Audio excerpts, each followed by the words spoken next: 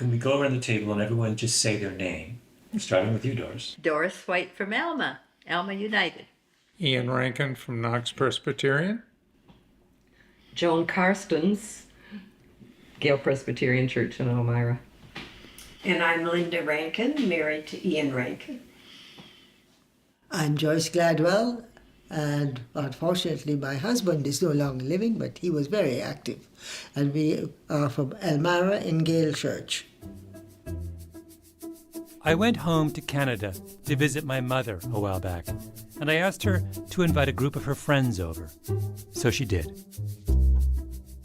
They all showed up on a March afternoon. 3 school teachers, a flight attendant, a family therapist, all somewhere between their late 70s and early 90s, all long retired. They sat drinking my mother's tea around her dining room table and tried to remember the time 3 strangers arrived in our little town in southern Ontario. You know the famous story about my father picking people up, or did I make this up, and driving so quickly from the airport that they were terrified by the time they arrived. He was a man of a heavy foot. With this crazed Englishman taking him down the highway at 100 miles an hour.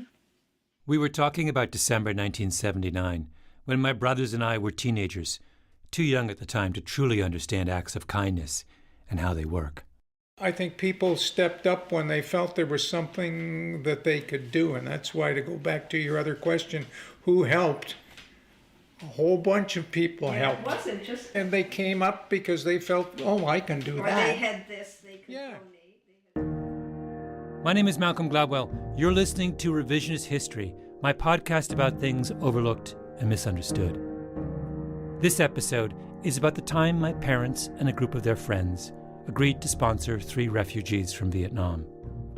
A teenager named Vaughn, his older brother Kang, and a young woman named Lillian. 3 strangers who showed up on our doorstep one day.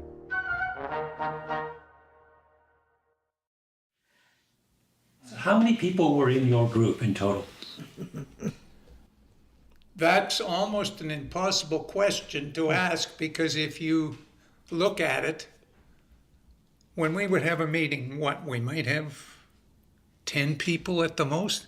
But geez, the people who were out behind, giving the money, the people who were there when they came, were totally different people. Their group didn't have a name. It wasn't a legal entity. Everyone said the minister of my parents' church, a man named Jack Boyne, was one of the ringleaders. But Jack Boyne didn't do the paperwork required by the government. That was someone else.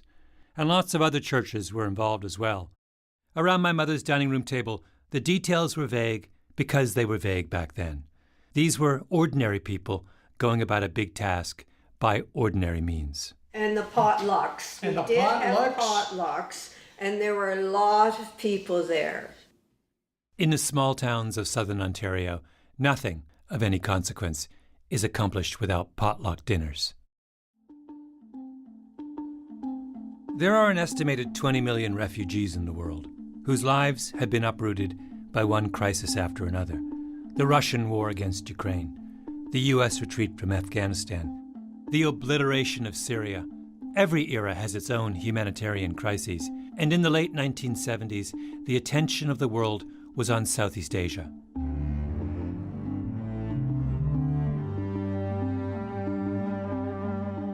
After the end of the Vietnam War, when the communists took over what had been South Vietnam, the new government turned on the country's ethnic Chinese.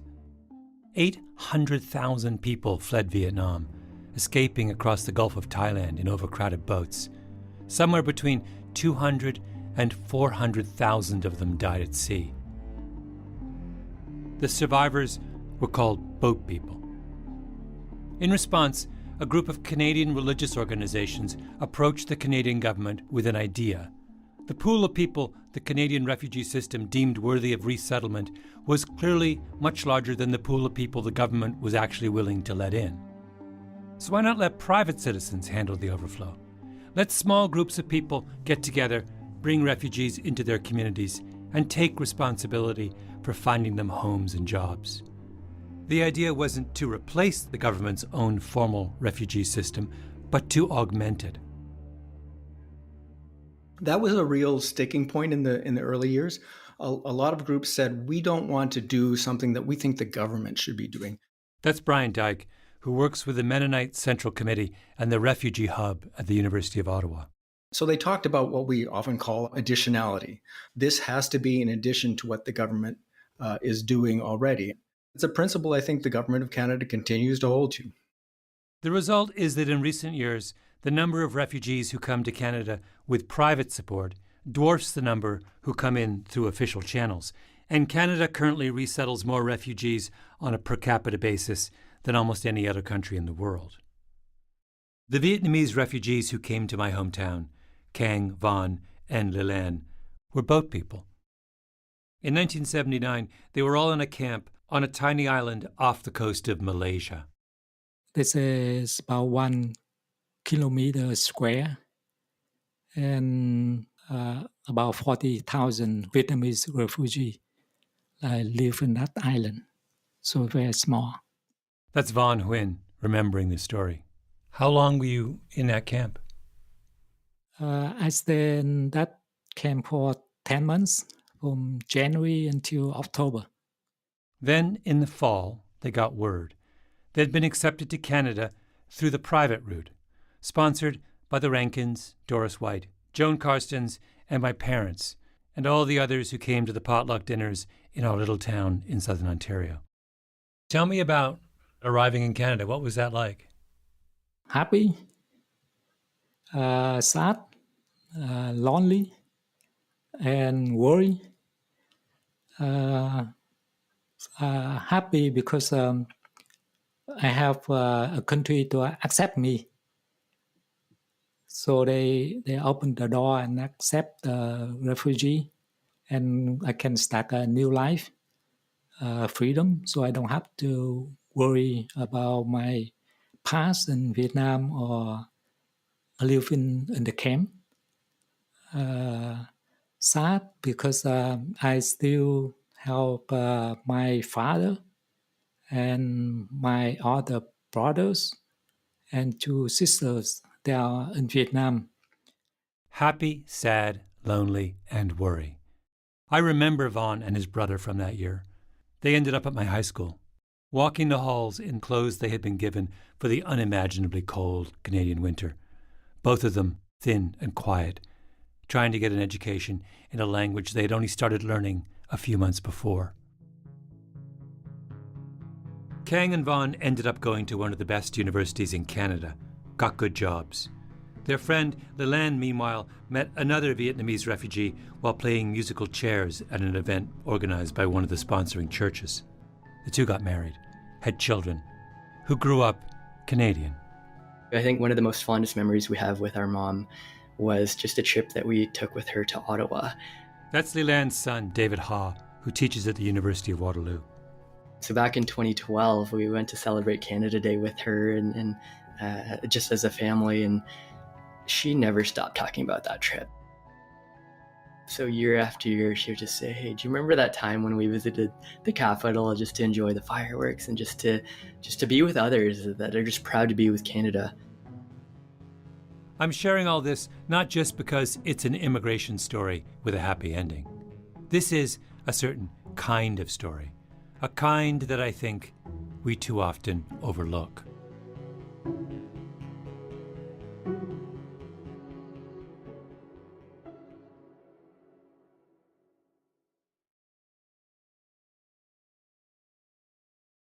I have an older brother named Jeffrey, who lives in a town very close to where we grew up.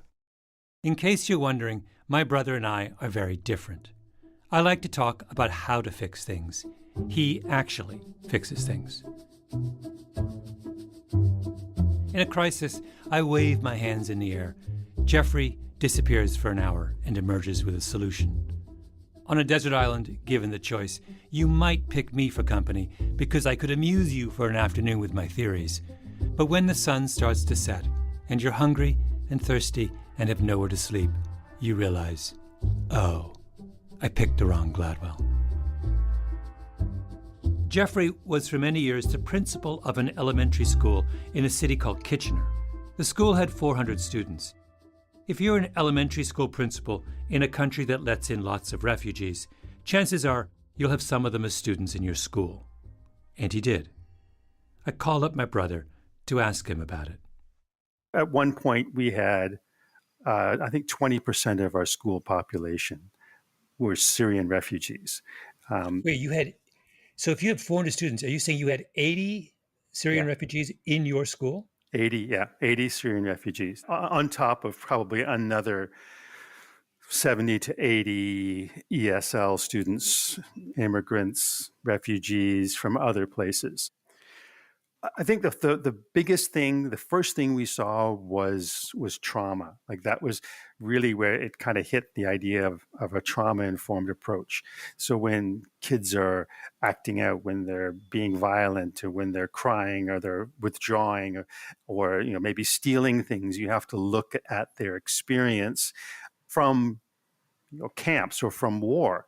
And say, okay, maybe these are learned responses. Maybe these are survival responses, and we have to look at them that way rather than looking at them as undesirable behaviors that you have to suspend somebody for, or something like that. This makes sense. You take in kids from troubled parts of the world, you have the obligation to deal with the consequences. Jeffrey said that when a Canadian kid and a refugee kid would get into a fight on the playground, you'd have to figure out how to make sense of what happened, because only one of them spoke English. That was a little tricky, but not that tricky. The school board gave him lots of resources. He says there was a really brilliant ESL teacher at his school. Plus, these refugees were little kids. They adapted. They learned English incredibly quickly, for the most part. And then you started to see their personalities coming through, and it really enriched the school in that way. We had an incredible Remembrance Day service with students who had experienced war, and talking about what it means to experience war, and showing their pictures of what it really is like to experience. And this is my house. This is my house before it was bombed. This is my house after it was bombed. I mean, that was incredibly moving, and really sort of brought the whole experience that these students had home for the students in the school. What about the teachers? Did you have any kind of interesting or unexpected reactions from the teachers who were teaching these kids? No, again, you don't go to that school if that's not what you want to do.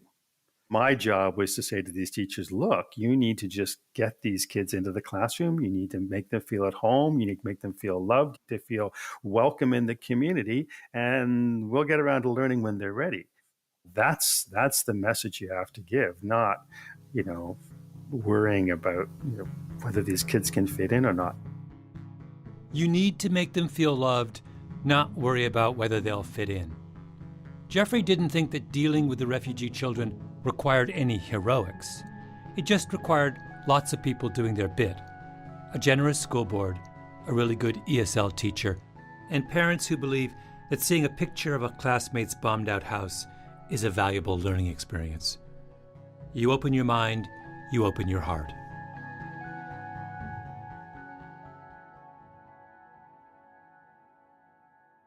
Once you start looking for this pattern of many small acts of kindness adding up to a lot, you start to see it in all kinds of places. I'm thinking about a very moving account that I stumbled across in the archives of the United States Holocaust Museum. What kind of clothes did you wear? I was wearing ordinary clothes. They stank terrible. I didn't have anything except I was wearing. It's the oral history of a man named Chio Reichmann, who escaped the Treblinka concentration camp in 1943. He was part of a group that set fire to the camp, and he slipped out in the chaos, which put him and a small band of other escapees in the middle of Nazi-occupied Poland, fugitives huddling in a forest. I looked like a living skeleton. Now, listen to what happened next. And we decided during the night to go to a farm, to a peasant, and ask for food. some decent people helped us. They were starving, and someone gave them food. Reichman decided that their best hope of survival was to walk to Warsaw, which was more than 50 miles away. He meets a second farmer who feeds him and gives him directions to Warsaw. On the way, he runs into a third man. The man paused and asked me, "Are you a Jew?" I said, "Yes." This Christian man, who was walking in the opposite direction from where I came, turned back and said, "I'm taking you to my home." His wife looked at me. She ordered me to take off my soiled shirt and gave me a clean one.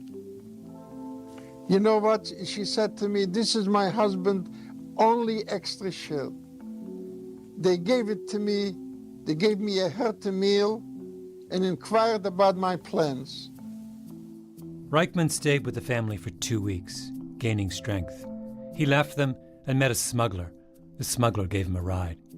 He got to Warsaw, went to see someone he knew from before the war who was in the Polish resistance. His old friend was petrified. He wasn't able to sleep or eat because of fear that he is hiding a Jew. Reichman told his friend, "I can't blame you." But as he was leaving, his friend gave him papers identifying him as an employee of the railroad. Now Reichman could pretend he wasn't Jewish. This document saved my life. I used it all the time. The story keeps going on and on. A woman and her husband let him sleep under their bed. Someone else had a fallen-down shack where Reichman stayed for a bit. Someone else knew of an empty apartment in Warsaw and let him stay there. He met a watchman, befriended him. The guard invited him home for dinner, gave him a job, a place to stay. It was winter, freezing cold, the final days of the war. Warsaw was in chaos. Reichman was huddled with a group of people in an abandoned building. We almost did not survive. We were hungry, cold, despondent. But one night a man discovered our hiding place. The man asked them, "Are you hungry?" He took them to a warehouse and opened the door. And we carried off a couple of 100 pounds of food and clothes that lasted us until the day of liberation. By my count, Chio Reichman survived the war because of 11 acts of kindness. The key word here is kindness. The biggest act we can perform for another is sacrifice, where we surrender something important for someone else, where we take a risk for someone else. The step below that is generosity, where we surrender some share of our time or resources for another. Kindness is entry-level caring. Kindness is just the temporary suspension of indifference. The biblical story of the Good Samaritan is a story about kindness. The Good Samaritan finds an injured man by the side of the road, stops, bandages him up, and takes him on the back of his donkey to a nearby inn, where he gives him to the innkeeper with some money to pay for his care. The Good Samaritan doesn't fight off a band of hoodlums single-handedly, or sneak the injured man past an enemy checkpoint. He's kind, not brave. Of the 11 acts that saved Chio Reichmann's life, almost all are of the Good Samaritan variety. His rescuers aren't brave. They're terrified. They give him some food and a temporary place to stay because they think it's too risky to do anything more. This is why I think it's so easy to feel underwhelmed by kindness. It feels so inadequate, so random. Reichman sounds like he just got lucky. When it comes to helping people in dire need, we prefer organized, big-time, high-commitment acts of generosity, where we don't leave things to chance. For example, America's refugee policy, which is the perfect illustration of the anti-Good Samaritan approach. Nothing is left to chance. Helping isn't informal and personal. It's systematized. In order to ensure that only the most deserving of displaced people come to the U.S., the American Refugee Resettlement Program mandates a health check, a background check, an eligibility check, and multiple interviews. The Department of Homeland Security is involved, the State Department, the intelligence community, all of whom weigh in. The parents get interviewed, then the child separately to make sure their stories match. And finally, for those few refugees who do trickle through this process, there's another layer of bureaucracy to protect them against the potentially nefarious intentions of whatever group may be taking them in. There's a grave concern that people are going to be brought over here and they're not going to be supported the way that we would want people to be supported in the United States. That's David Beer, an immigration policy analyst with the Cato Foundation in Washington, D.C. That they would be, living in squalor in somebody's basement, or, not have enough spoons for everyone in the family, so they'd be sharing spoons. Wait, I mean, this. You're serious? There is a regulation about the minimum number of spoons necessary for a... Yes, everything is very carefully monitored, and God forbid that you are so lax as only to bring 4 spoons to a party of 5. You can do things that way and tie yourself in knots and end up barely letting in any refugees at all. Or you can just have faith in the good that can come out of the other end of the generosity scale. The way it did back in my hometown when Kang, Von, and Leland arrived.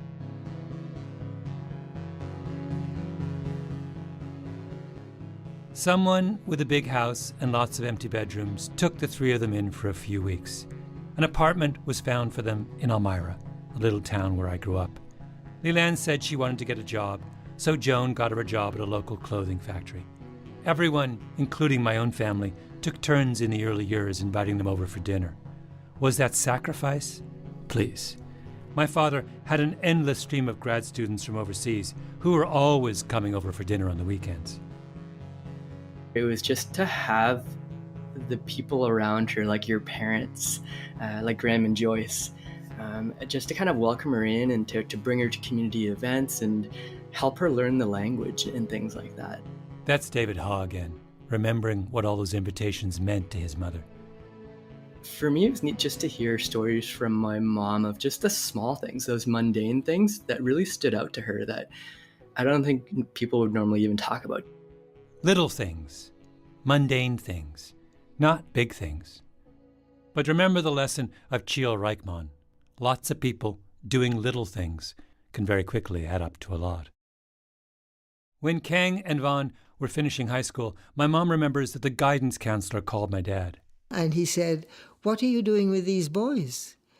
They are in grade 12. They have to go to university because they have got 80% in calculus, and we don't give marks away." Just so you know, 80% in calculus at my high school in those years put you near the top of the class. Well, Graham had the inside knowledge of where to get money. You see, you can get bursaries, scholarships, and things like that. You know where to look.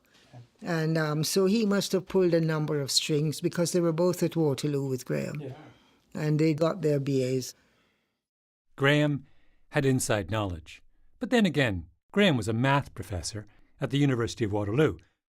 And here his task was to help 2 young people who were really good at math get into the University of Waterloo.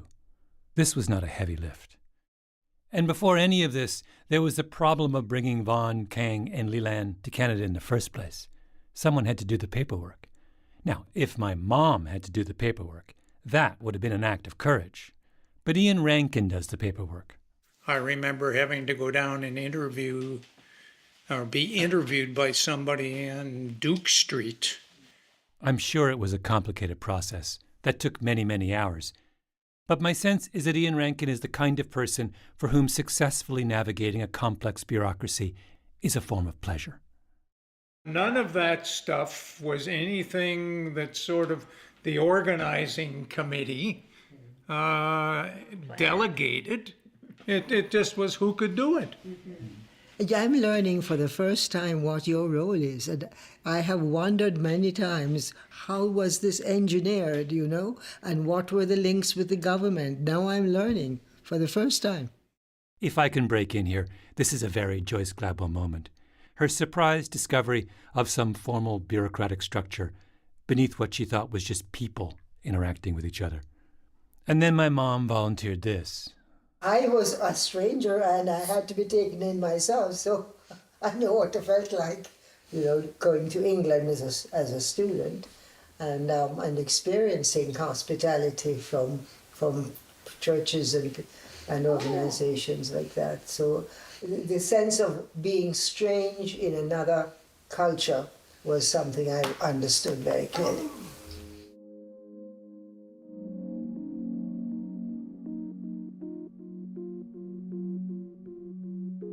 My mother came from Jamaica to England in the 1950s. An unfamiliar place, a new culture. That phrase she used, I was a stranger and I had to be taken in myself, is a reference to a Bible verse that everyone around that table knew very well. Matthew 25, verse 35. For I was hungry and you gave me food. I was thirsty and you gave me something to drink. I was a stranger and you welcomed me.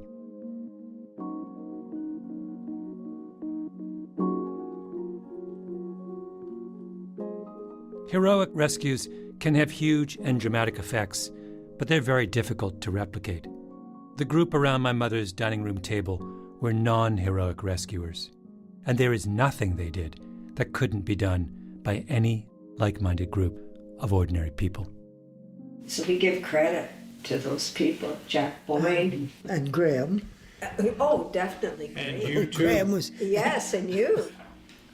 I want you to, all of us to read in unison Matthew 25. Some chips. John? For I was hungry, and you gave me food. I was thirsty, and you gave me something to drink. I was a stranger, and you welcomed me. I was naked, and you gave me clothing. I was sick, and you took care of me. I was in prison, and you visited me. Then the righteous will answer him, Lord, when was it that we saw you hungry and gave you food, or thirsty and gave you something to drink?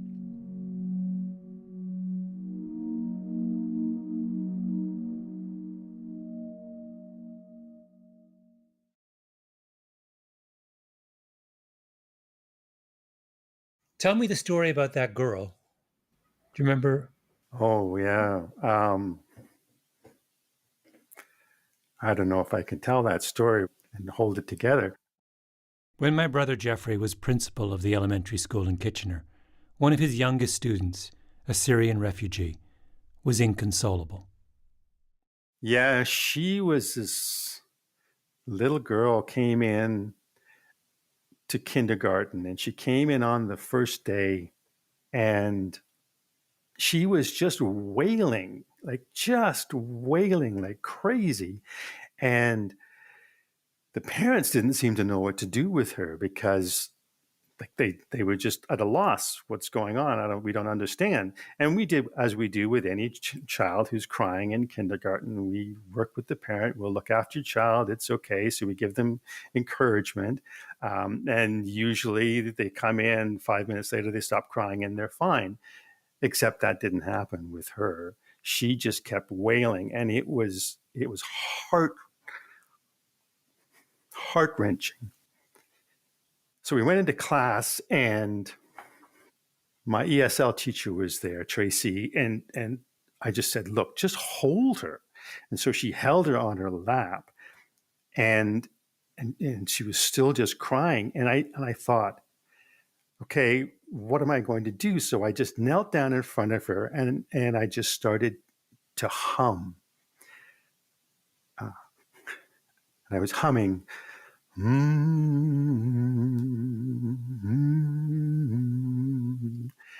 that the universal lullaby.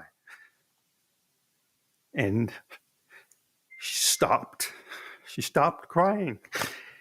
She was looking at me, just looking right through me. She stopped. She got off Tracy's lap. She took my hand, and she didn't let go for an hour.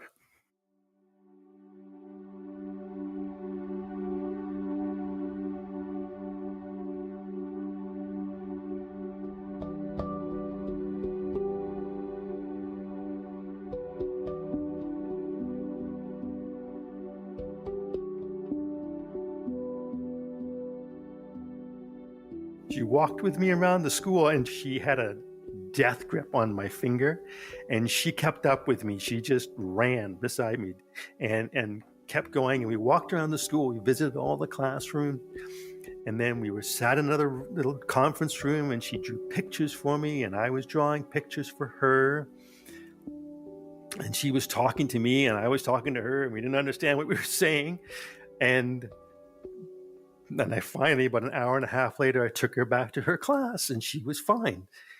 And the next day, the real kid arrived. I mean, she walked into the school, and she just strode into the classroom like she was ready to take on the world. And that was the kid the parents knew. Every time I was in the primary hall, in that kindergarten hall, and I went there a lot, just wandering around, she would be looking at the door, and if I came into the classroom, she would launch herself across the room and give me a hug every time for the rest of the year. Our parents and their friends opened their hearts to 3 refugees in need. My brother witnessed that act and then, 45 years later, opens his heart to another in need. Kindness leads to kindness. Working with that child and seeing what you can do when you show love and support and welcome to somebody, and yeah, that to me was, I mean, the pinnacle of my career, I think. In many ways, I'll never forget her. I was a stranger and you welcomed me. Yeah.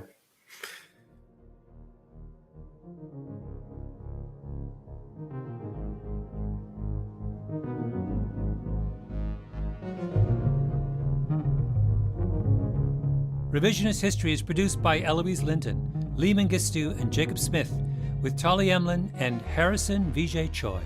Our editor is Julia Barton. Our executive producer is Mia Lobel. Original scoring by Luis Guerra, mastering by Flawn Williams, and engineering by Nina Lawrence. Fact-checking by Keisha Williams. Special thanks to Sasha Matthias and Salman Ahad Khan for production help on this episode. I'm Malcolm Gladwell.